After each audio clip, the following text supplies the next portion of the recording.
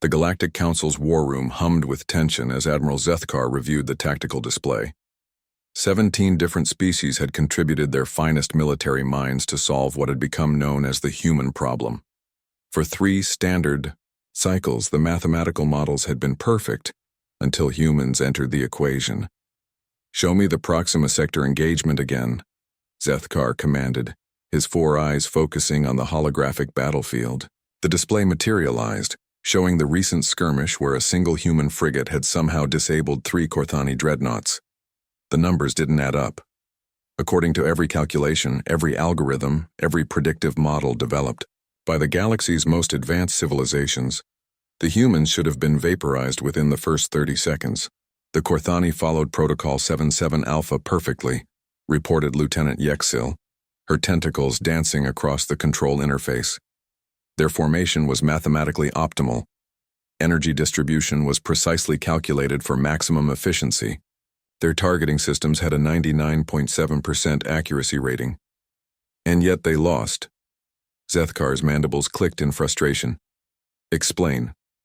The tactical officer, a crystalline being whose thoughts processed at quantum speeds, projected the battle analysis. The human vessel, designation Lucky Strike, performed 17 maneuvers that violated basic physics as we understand them. They used their damaged engine output to create a resonance frequency that disrupted Korthani shields, a technique that should have destroyed their own ship first. "Should have," Zethkar repeated. These humans seemed to make a habit of ignoring what should happen. Across the galaxy, Captain Sarah Chen was having a similar conversation with her engineering crew aboard the Lucky Strike. The ship's hull bore scorch marks and improvised patches that, by all rights, shouldn't be holding atmosphere. "Ma'am, I've run the numbers 17 times, Chief Engineer Rodriguez reported, scratching his head. "We shouldn't be alive. The resonance cascade we triggered should have torn us apart at the molecular level." Chen shrugged, sipping coffee from a cup held together with industrial tape. "But we're not dead, are we, Rodriguez?" "No, ma'am, but..." Then the equation was wrong. She gestured to the jury-rigged systems around them. "Look, the galaxy runs on mathematics, probability, and rigid thinking. They calculate everything down to the 15th decimal place. But they forgot something important." "What's that, Captain?" "Sometimes the impossible is just another word for haven't tried hard enough yet." Back on the council station, the debate raged on. The Mentari representative, a being of pure logic, whose species had mastered mathematics before humans discovered fire, struggled with the data. "Observe their battle at Kepler 442, the Mentari announced, its voice like crystalline chimes. Human forces were outnumbered 47-1. Probability of victory, 0.032%. Result, complete human victory with 73% of their forces intact." "How?" demanded the Vorthak delegate, slamming a chitinous claw on the table. "They divided their fleet into 13 separate units and attacked simultaneously from vectors that required them to fly through an asteroid field, past 2 gravity wells, and execute 17 hyperspace micro-jumps with coordinates calculated by what they call gut instinct." The room fell silent. Several species translators sparked trying to process the concept of gut instinct into mathematical terms. "Impossible," whispered the Archon representative. "Yet they succeeded," the Mentari continued.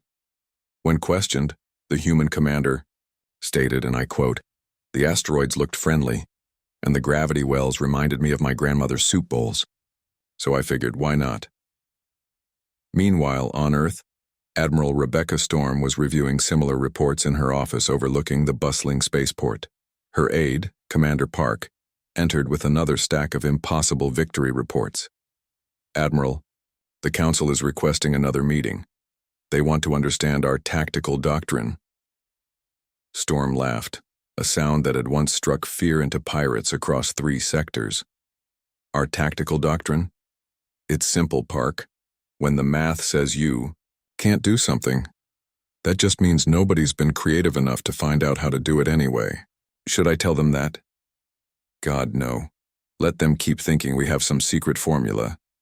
She picked up a photo of the Lucky Strike's crew, grinning despite their impossible odds. The truth would probably break their computers. The phenomenon wasn't limited to military encounters. Human traders routinely made profits in markets where the mathematical models predicted certain bankruptcy. Human explorers found habitable worlds in systems where the probability calculations showed only empty space. Human diplomats resolved conflicts that game theory proved were unsolvable. It drove the galaxy's greatest minds to distraction. Dr. Zenthara, the Council's chief statistician, had developed a migraine that defied her species' physiology just from studying human behavior. Her latest report sat before her, a masterwork of mathematical analysis that concluded with a single, devastating line. Human actions cannot be predicted because humans do not follow rational decision-making protocols. But perhaps the most telling incident occurred during the Sigma Draconis crisis, when a human child named Tommy Martinez, aged 12, solved a resource allocation problem that had stumped the galaxy's best economists for decades. His solution? Just give everyone what they need and worry about the math later. It worked. As Admiral Zethkar prepared for yet another council meeting about the human problem, he found himself wondering if perhaps the issue wasn't that humans were unpredictable. Perhaps the issue was that the galaxy had forgotten something fundamental about existence itself. Maybe the universe wasn't actually mathematical. Maybe it was chaotic, wild, and wonderful. And humans were the only species that remembered how to dance with that chaos instead of trying to chain it with equations. He looked at his latest report on human activities. Impossible rescues, ridiculous victories, and preposterous solutions to ancient problems. At the bottom, his aide had added a note. Recommend continued observation. Humans remain exceptional. Zethkar smiled, something his species rarely did. Perhaps being exceptional wasn't such a bad thing after all. In a galaxy of equations, humans remained the beautiful, impossible exception.